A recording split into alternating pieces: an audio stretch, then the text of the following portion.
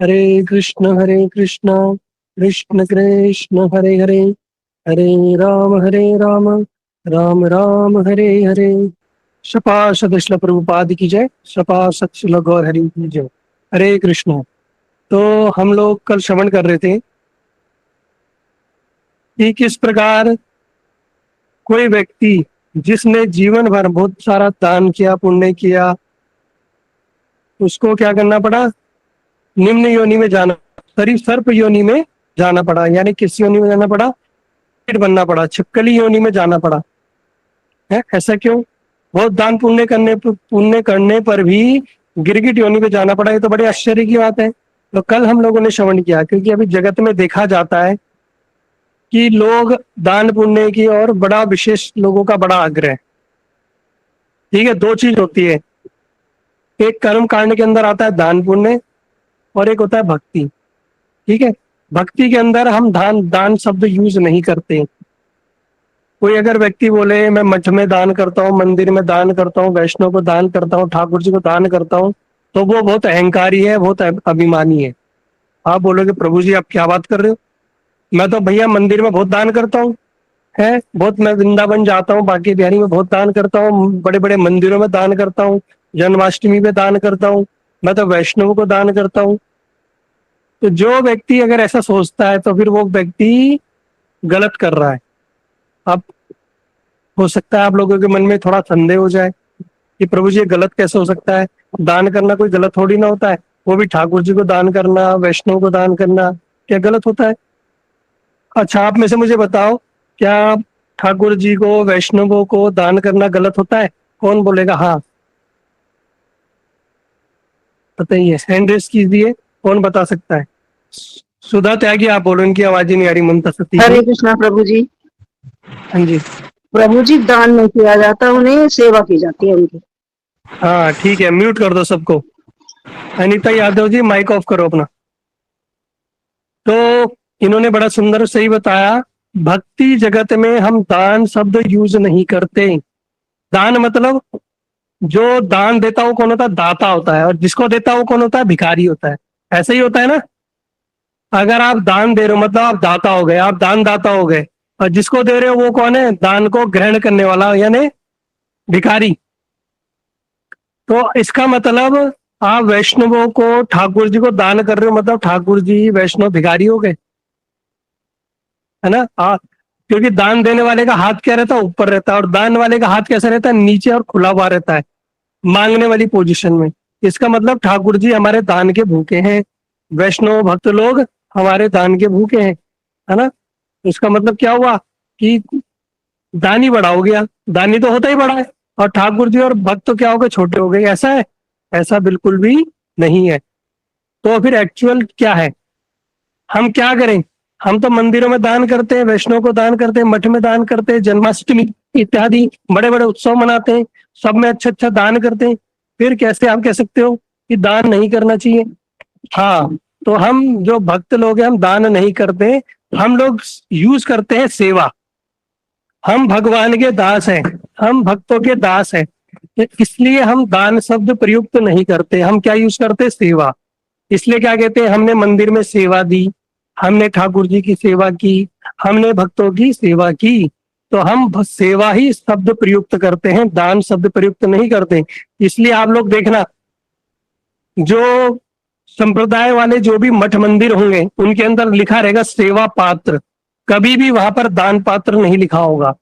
और दान पात्र के अंदर कभी हमें पैसा नहीं डालना चाहिए। हमें कहाँ डालना चाहिए? जहां पर लिखा होगा सेवा पात्र। क्यों? हम क्या करेंगे? सेवा। हम सेवक हैं, हम दाता नहीं है। दाता तो कौन है? ठाकुर जी है, देने वाले ठाकुर जी हैं, हम सेवक हैं। ठीक है, इस चीज को समझना अच्छे से, नहीं तो कर्म कांड के चक्कर में फंस जाओगे। और हमें लगेगा हमने बहुत दान किया, ये किया, सारा का सारा दान का आपको पुण्य मिलेगा। और पुण्य क्या होगा? छीने पुण्य मृत्यु लोक विशंति। जैसे ही पुण्य छीन होगा, दोबारा इसी मृत्यु जगत में आपको फेंक दिया जाएगा। तो क्या लाभ हुआ? कुछ लाभ हुआ? नहीं लाभ हुआ। इसलिए क्या हुआ? गलती से, जाने अनजाने में, अज्ञानता बस हम क्या कर रहे हैं? दान कर रहे हैं। इसलिए आज के बाद जो भी दान कर रहा है वो दान नहीं करेगा। क्या करेंगे? हम सेवा करेंगे। हम सेवक हैं, दीनहीन भाव से हम ठाकुर जी की सेवा करेंगे। इसलिए हम सेवक हैं, हम ठाकुर जी की सेवा करेंगे। इसलिए मठ में, मंदिर में जो भी हम वैष्णव को देते हैं उसको क्या बोलेंगे? सेवा, सेवा देते हैं, है ना। तो जो राजा नृग की कथा है, जो नृग हम जो कल श्रवण कर रहे थे, वो इसी पर आधारित है। जो राजा जो नृग थे, उन्होंने क्या किया? इतना दान किया, इतना दान किया, इतने पुण्य किए कि बताया कि धूल के कणों को कोई गिन सकता है, बारिश की बूंदों को कोई गिन सकता है। और जगत में कहते हैं गाय के जो खुर के इतने निशान है, इतने कोई गिन सकता है। आसमान में तारे नक्षत्रों को कोई गिन सकता है। लेकिन मैंने जितना दान किया ना, मैंने जितनी गैया दान की है, उसको कोई नहीं गिन सकता। इतना उन्होंने दान दिया, इतने बड़े दानी थे राजा नृग। हैं, भगवान को बताने कि भगवान आप क्या मेरे को मेरा नाम सुना ही होगा, इक्ष्वाकु के मैं पुत्र राजा नृग, मैंने इतना दान किया। भगवान भी सुन रहे हैं और वहां पर सुन तो रहे, ये शिक्षा दे रहे हैं। किसको शिक्षा दे रहे हैं? जो राजा भगवान के जो वहां पर पुत्र है, जो भगवान के पुत्र है, पुत्र है, भगवान क्या कर रहे हैं? उनको शिक्षा देने के लिए इस प्रकार से वहां पे खड़े हैं और बता रहे हैं कि राजा नृग ने जीवन भर दान दिया, तब पर भी इनको क्या करना पड़ा? गिरगिट की योनि में भटकना पड़ा। क्यों भटकना पड़ा?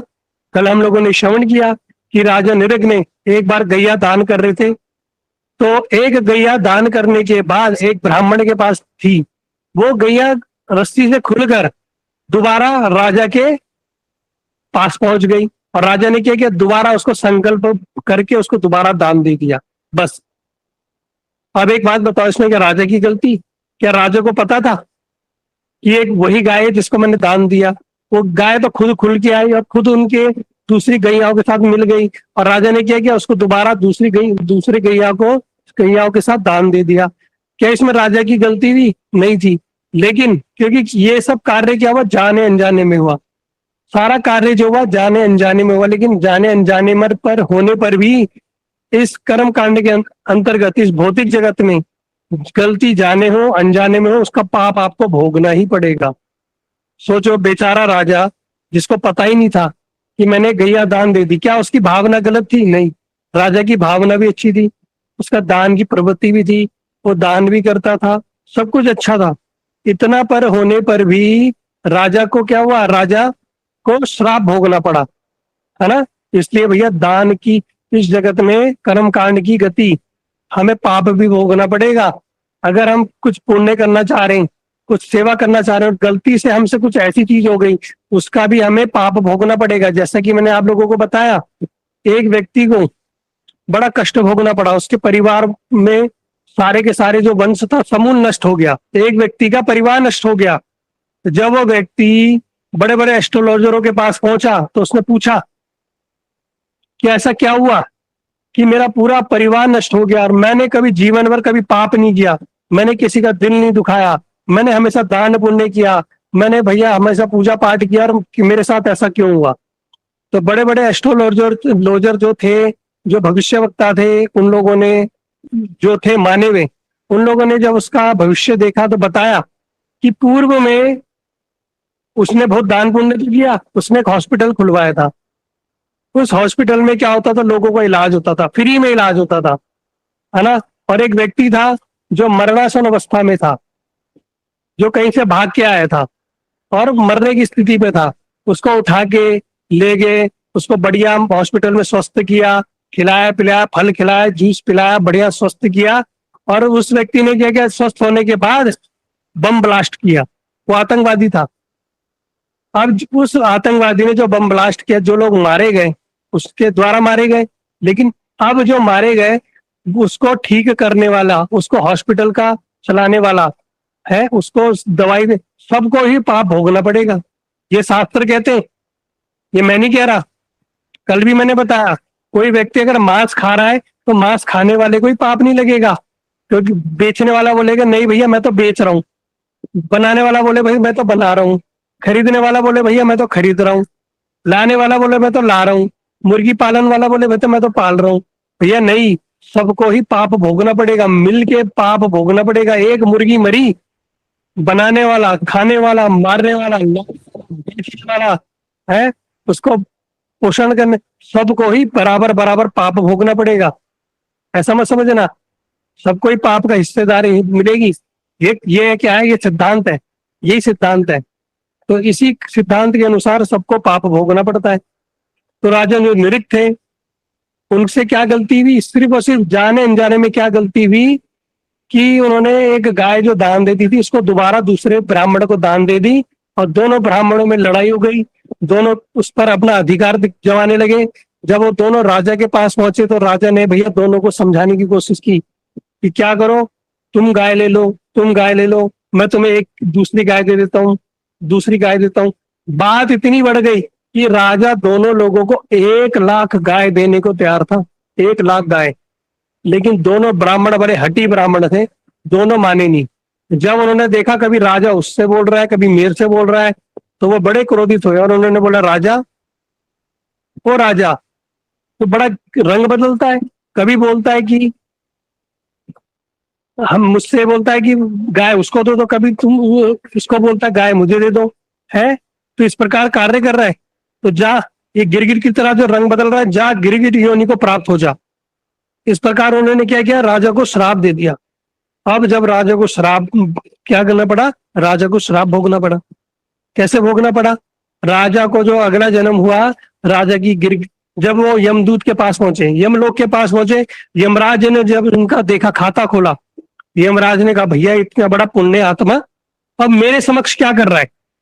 कल हम लोगों ने श्रवण किया कि भैया आप जीवन में आपने कुछ भी किया हो, लेकिन जिस व्यक्ति ने 3 कार्य नहीं किए कभी भी उसको क्या होगा, जिस व्यक्ति ने 3 कार्य कर लिए उसको कभी यमराज के दर्शन नहीं करने पड़ेंगे। पहला कार्य था कि जिसके मुख में भगवान का नाम हो, जिसके गले में तुलसी की माला हो, कंठी हो, जिसके मस्तक पर वैष्णव तिलक हो, है ना, और इत्यादि जो व्रत एकादशी इत्यादि का पालन करता हो, ऐसे व्यक्तियों को कभी भी यम के दर्शन नहीं करने पड़ते। लेकिन उस राजा को इतना दान पुण्य करने पर, है ऐसे पुण्य पुण्य किए उन्होंने, प्याऊ खुलवाए, मार्ग बनवाए, पेड़ लगाए, ब्राह्मणों की विवाह करवाए, उनको गैया दान दी, घर बनवाए, भूमि दान दी, स्वर्ण दान दिया। अरे भैया ऐसा कोई कार्य नहीं था जो नहीं किया हो। और हम लोग मंदिर में जाते हैं 10 रुपए का नोट चढ़ा के, हम सोचते हैं हमसे बड़ा तो दानी कोई है ही नहीं है। और 10 रुपए का नोट चढ़ा के भगवान जी, हे भगवान मेरे घर में ऐसा हो जाए, मेरी मेरी सरकारी नौकरी लग जाए, मेरे बेटी का विवाह हो जाए, ऐसा हो जाए। 10 रुपए में भगवान को हम खरीदने की सोचते हैं। 10 रुपए का मेला कुचीला फटा नोट हम डाल के और क्या करते हैं, बड़ी बड़ी कामनाएं रख देते हैं भगवान के सामने। लेकिन जो राजा थे उन्होंने क्या किया, इतना दान पुण्य किया कि भैया उसकी कोई गिनती ही नहीं है। तो तभी इनकी कथा भागवतम में, इतना दान देने के बावजूद भी, और इतना दान देने के बावजूद भी इनकी गति क्या हुई, यमराज जी ने देखा भैया तुमने सब कुछ तो जीवन में बढ़िया किया, लेकिन एक तुमसे अपराध हुआ है। क्या अपराध हुआ, तुमसे एक पाप हुआ। क्या पाप हुआ कि तुमने एक गाय दूसरी गाय को, एक दान गाय दूसरे ब्राह्मण को दे दी, और उन लोगों ने आपको श्राप दिया कि तुम्हें किसकी योनि में भटकना पड़ेगा, एक गिरगिट की योनि में भटकना पड़ेगा। अब यमराज जी ने बोला देखो तुम बड़े पुण्यात्मा हो, तुमने अच्छे कार्य किए, लेकिन मैं तुम्हें एक अवसर देता हूँ। क्या अवसर देता हूँ, तुम्हें ऑप्शन देता हूँ, या तो तुम पहले स्वर्ग जाओ या पहले नरक जाओ, या तो तुम्हें नरक पाप भोगना पड़ेगा या पुण्य भोगना पड़ेगा, बताओ क्या करोगे। तो राजा ने कहा भैया मेरा पाप तो कम ही है और पुण्य अधिक है, तो एक काम करता हूं मैं पहले अपने पाप ही भोग लेता हूं। तो यमराज ने कहा ठीक है, तो सबसे पहले तुम पाप भोगोगे। तो पाप भोगने के लिए सोचो, पाप भोगने के लिए राजा निऋक्त को कहा ना पड़ा, क्या बनना पड़ा, एक गिरगिट बनना पड़ा, और गिरगिट वो भी कुएं का गिरगिट बनना पड़ा, और जीवन वही व्यतीत करना पड़ा, कुएं में पड़े पड़े पड़े कुएं में पड़े रहना पड़ा उस पाप को भोगने के लिए। और फिर जब पाप उन्होंने भोग लिए, जब पुण्य का समय आया, अब पुण्य भी तो उदित होंगे। ऐसा नहीं है कि किसी व्यक्ति ने पाप किया तो हमेशा नरक की यातना सहेगा, नहीं, जब उसने पुण्य किया तो पुण्य का फल भी मिलेगा। तो उस पुण्य की प्राप्ति करने के लिए फिर जब उसका पुण्य उदित हुआ, स्वयं भगवान वहां उपस्थित हुए। अब यहाँ पर एक प्रश्न उठता है कि भैया भगवान क्यों आए, क्या पुण्य करने से भगवान मिलते हैं? बताओ कौन बताएगा, पुण्य करने से भगवान मिलते हैं? भगवान के दर्शन होते पुण्य करने से? कौन बोलता है हाँ होते हैं, टेस्ट करो। जिन लोगों को लगता है कि पुण्य करने से, बहुत जगत में पुण्य करने से भगवान के दर्शन हो जाता है, भगवान प्राप्त हो जाते हैं, वो हैंड रेस करो। कौन कौन, किस किस को लगता है? अरे किसी को लगता ही नहीं।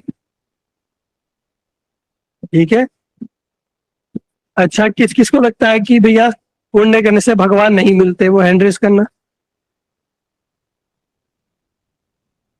हम्म, ठीक है, बहुत सारे लोगों ने हैंड रेस किए, तो बिल्कुल करेक्ट।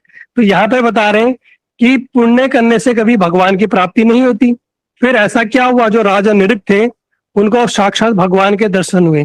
तो यहाँ पे बताया गया कि इसके कई कारण हैं। इसके जो कारण बताए गए, इन कारणों को समझना आप। क्या कारण थे? सबसे पहला कारण है कि जो भगवान कृष्ण है ना, उनको गैया और ब्राह्मण बड़े प्रिय हैं।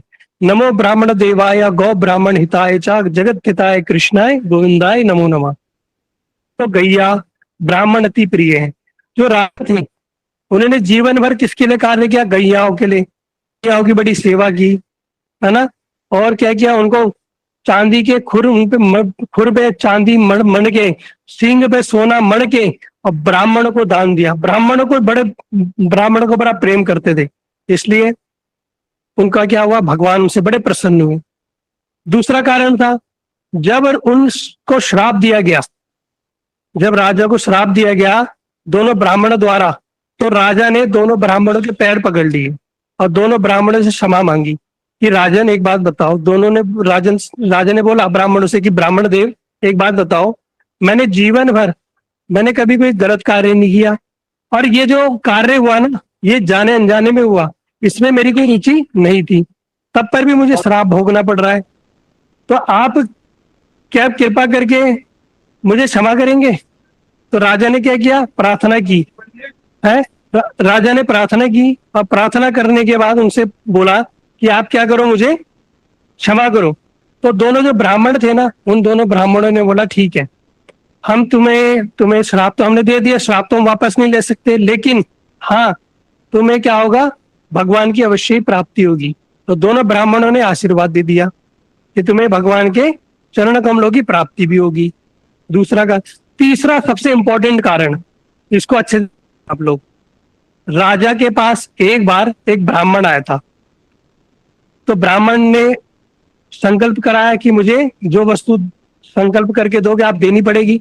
तो राजा ने कहा ठीक है, जो संकल्प किया, और बोला क्या वस्तु आपको चाहिए? तो राजा ने बोला बताओ कितनी भूमि चाहिए, कितना धन चाहिए, कितनी गैया चाहिए, क्या कितना वस्त्र चाहिए, तुम जो बोलोगे वो मैं तुम्हें देने के लिए तैयार हूं। तो ब्राह्मण ने कहा कि मुझे कुछ नहीं चाहिए। जो ब्राह्मण था ना, वो वैष्णव था, वो भगवान विष्णु का उपासक था। उसने बोला मुझे आप क्या भागवत दे सकते हो? क्या दे सकते हो? श्रीमद् भागवतम। मुझे आप क्या भागवतम दे सकते हो? तो राजा ने कहा ठीक है। तो उस समय क्या था, ऐसी प्रिंटिंग प्रेस नहीं थी, गीता गोरखपुर ऐसे प्रेस थी नहीं कि भैया खरीदी, ऑनलाइन मंगा ली अमेजोन से, ऑनलाइन ऑर्डर कर दी, लो भैया तुम्हें भागवत दे देते हैं।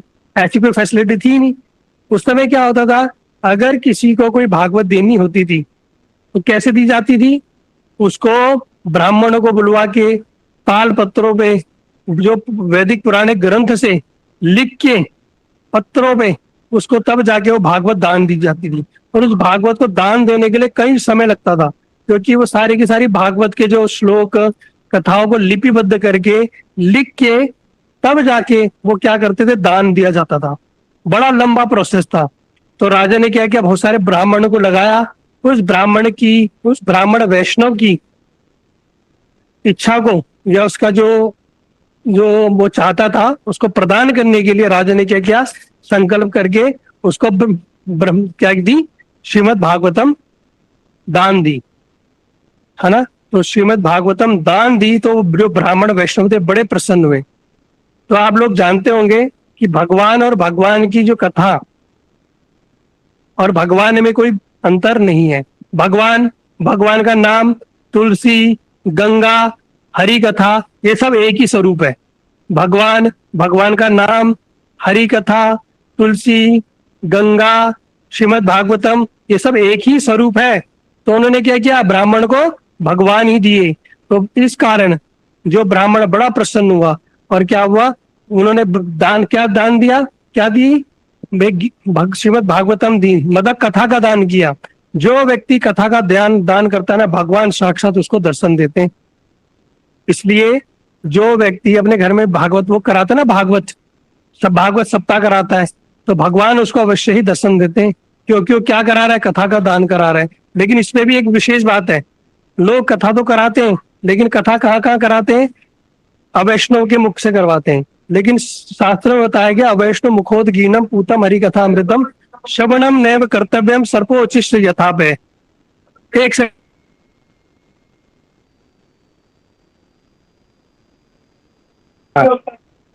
तो बताया गया कि जो भागवत है वो क्या है, किसी वैष्णव के मुख से श्रवण करनी चाहिए, जो परंपरागत है। अभी लोग क्या करते हैं, किसी को भी उठा के ले आते हैं, भागवत करा देते हैं, कहते हैं नहीं, जो वैष्णव है, जिसने वैष्णव दीक्षा में मंत्र लिया है, ऐसे व्यक्ति से ही भागवत कथा श्रवण करने से ही हमारा कल्याण होता है ना।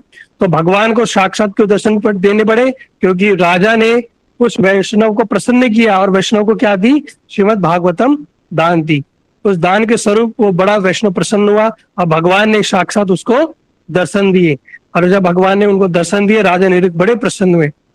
और भगवान ने क्या किया, फिर उन्होंने क्या किया, वहां पर विमान आया, वो विमान में बैठे, और विमान में बैठ के क्या करने लगे, भगवान ने भगवान की बड़ी सुंदर स्तुतियां की, भगवान की स्तुति की। और वहां पे एक बात भगवान ने उनको समझाई कि भागवतम के अंदर बताया गया, जो ब्राह्मण है ना, कभी भी इनका कोई भाग मत छीनना। जो ब्राह्मण है, कभी भी इनका कोई भाग मत छीनना, मतलब कभी इन्हें रुष्ट मत करना। यहाँ पर अभी बात हो रही ब्राह्मणों की। अब हो सकता है हमारे ग्रुप में भी बहुत सारे ब्राह्मण हो, है ना। तो यहाँ पर जो ब्राह्मणों की बात हो रही है ना, वो जो ब्राह्मणों की बात हो रही है, वो क्या थे, वेद पाठी ब्राह्मण होते थे। अभी साधारण नाम मात्र ब्राह्मणों की बात नहीं हो रही। अभी तो ऐसे ऐसे ब्राह्मण हैं जो मुंह में गुटखा डालते हैं, घर में लहसुन प्याज खाते हैं, बाहर शराब पीते हैं और मांस खाते हैं, और अपने आप को ब्राह्मण बताते हैं। तो कहते हैं ऐसे ब्राह्मण नहीं है, असुर है। मैं नहीं बोल रहा, शास्त्र बोल रहे हैं। ऐसे जो ब्राह्मण है, नाम मात्र ब्राह्मण, ये सब असुर है। ये क्या है, असुर ही ब्राह्मण का रूप स्वरूप लेके आए हुए। जो वास्तव में ब्राह्मण है, वो क्या करता है, त्रिसंध्या करता है। त्रिसंध्या यानी 3 बार भगवान को स्मरण करता है। जैसे आप लोग देखो, मुसलमान लोग है ना, हर फ्राइडे को नमाज पढ़ने जरूर जाएंगे। जो सिख लोग हैं, ईसाई लोग हैं, वो सिख जो लोग हैं, वो देखना अपने यहाँ जब जाते हैं, कितना बड़ा अमीर क्यों व्यक्ति क्यों ना हो, बड़े बड़े पद वाला व्यक्ति क्यों ना हो, वो देखना, वो जूते की सेवा, पानी की सेवा करता है वो, उनके यहाँ सेवा प्रधान है ना। तो ये सब क्या है, अपने अपने धर्मों का पालन कर रहे हैं। क्या हमारे धर्म में जो ब्राह्मण है, क्या अपने धर्म का पालन कर रहे हैं? क्या वो 3 बार त्रिसंध्या करते हैं? क्या वो क्या करते हैं, ग्रंथों का अध्ययन करते हैं, श्रीमद भागवतम रामायण गीता का पाठ करते हैं? क्या अपने बच्चों को सिखाते हैं? क्या उन्होंने जनेऊ धारण किया हुआ है? क्या वो सारे संस्कारों का पालन करते हैं? अगर नहीं करते तो ऐसे भी ब्राह्मण नहीं है। वो सब सिर्फ क्या है, वो ऐसे व्यक्ति सिर्फ असुर व्यक्ति ही इस जगत में ब्राह्मण का स्वरूप लेके आए हुए। तो ऐसे ब्राह्मणों को ब्राह्मण नहीं कहा गया। लेकिन इन ब्राह्मणों से भी एक श्रेष्ठ बताया गया है। वो सब कौन है? वो है वैष्णव। ब्राह्मणों से भी श्रेष्ठ होते वैष्णव।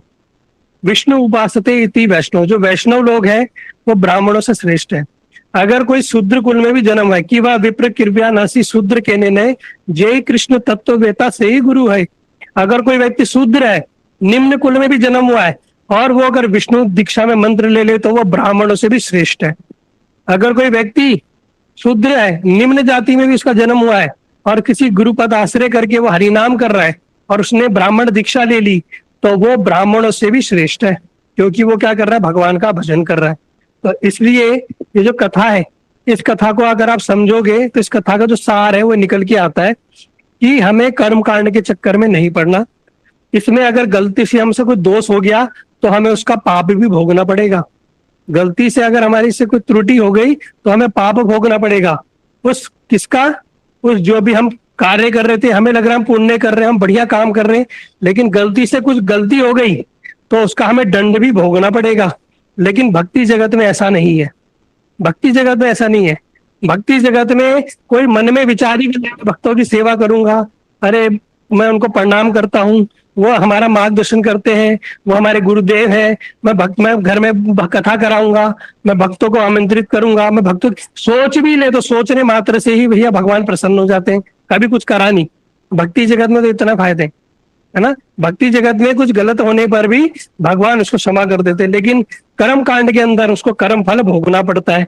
कोई व्यक्ति कितना पुण्य कर ले, ज्यादा से ज्यादा कहाँ जाएगा? स्वर्ग जाएगा। है स्वर्ग जाने पर क्या होगा? भगवान भगवत गीता में बताते हैं कि कोई व्यक्ति कितने भी ऊपर के लोकों में चले जाए, फिर क्या होगा? क्षीणे पुण्य मृत्यु लोक विशंति, दोबारा इस संसार में उसे मृत्यु जगत में दोबारा आना पड़ेगा। जन्म, मृत्यु, बुढ़ापा, बीमारी सब सहना पड़ेगा। तो क्या लाभ, क्या फायदा रहा? जीवन भर मेहनत की, पुण्य किया, ये किया, वो किया, और अंतिम में मिला क्या? खाया पिया कुछ नहीं, गिलास थोड़ा बांधा, कुछ भी लाभ नहीं हुआ। तो फायदा कैसी चीज का? लेकिन भक्ति ऐसी चीज है नेहा भी कर्मो नासो अस्ति प्रत्यवायो न विद्यते स्वल्पम अप्यस्य धर्मस्य त्रायतो मैं तो भैया कोई व्यक्ति थोड़ी सी भक्ति कर ले, उस भक्ति का कभी भी ह्रास नहीं होता, कभी हानि नहीं होती। भक्ति करोगे ना तो भक्ति का फल ऐसा मिलेगा, वो बढ़ेगा और कभी खत्म नहीं होगा। इस जीवन में आपने एक भगवान के नाम की माला ली तो अगले जीवन में आप दूसरे नाम से स्टार्ट करोगे। वो एक जो आपका है वो कभी समाप्त होने वाला नहीं है ना। ये भक्ति में इतने फायदे हैं, इसलिए जो राजा नृप थे वो समझ गए कि जीवन भर मैंने जो किया, पुण्य किया, दान किया, उसमें क्या हुआ? मुझे हानि ही हुई है, गिरगिट की योनि में ही भटकना पड़ा। तो भगवान वहां पर इस कथा के माध्यम से संदेश दे रहे हैं कि भैया जगत में कभी भी इस कर्म कांड के चक्कर में हमें नहीं पड़ना। एकमात्र क्या करो? भक्ति का ही आश्रय लो। भक्ति का ही आश्रय करने से, भक्तों की सेवा करने से, भक्तों का संग करने से ही हमारा कल्याण होगा, हमारा उद्धार होगा, और उसके अलावा कोई अन्य उपाय नहीं है, नहीं है, नहीं है। ठीक है, तो इस कथा को श्रीमद् भागवतम के अंदर दिया गया है। आप लोग कभी इसको और विस्तृत में पढ़ सकते हो, इसके अंदर बहुत कुछ है कहने के लिए, लेकिन हमारे पास कुछ लिमिटेड समय होता है। तो मैं कोशिश करता हूँ कि कथा के माध्यम से आप लोगों को समझा सकूं और बता सकूं कि वास्तव में क्या करना है, क्या नहीं करना है ना। क्योंकि हम क्या करते हैं, कभी शास्त्रों को पढ़ते नहीं है, साधु संग करते नहीं है। इसलिए यह क्लास हम लोगों ने आप लोगों के लिए रखी है कि आप 30 मिनट आओ, इस 30 मिनट में सुनो, इस 30 मिनट में कथा का सार आप लोगों तक पहुंचेगा और आपका जीवन परिवर्तित हो जाएगा। आपको वास्तविक ज्ञान प्राप्त हो जाएगा, क्या करना है वो आपको पता चल जाएगा। नहीं तो हम अपने ही अकॉर्डिंग करते रहेंगे और अंतिम समय में यम के डंडे खाने पड़ेंगे। फिर कहेंगे हमें तो पता ही नहीं था। अरे भैया तो सब किस पता नहीं था तो पता करते ना।